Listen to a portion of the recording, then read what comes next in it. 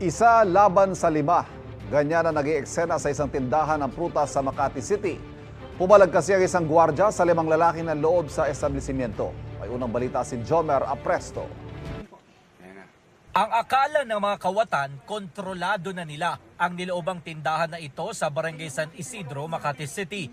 Pero ang pinadapa nilang gwardya biglang tumayo at nagpaputok ng baril. Isa laban sa limang eksena sa prutasan na ito madaling araw kahapon.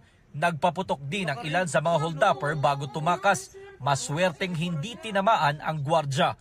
Bago ang engkwentro, hinanap daw ng mga sospek ang vault ng tindahan. Pero nabulilyaso ang plano ng grupo nang may dumaang mga pulis.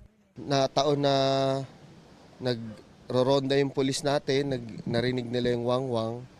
Yun na yung nakuhang pagkakataon ng gwardya para depensahan yung sarili niya. Agad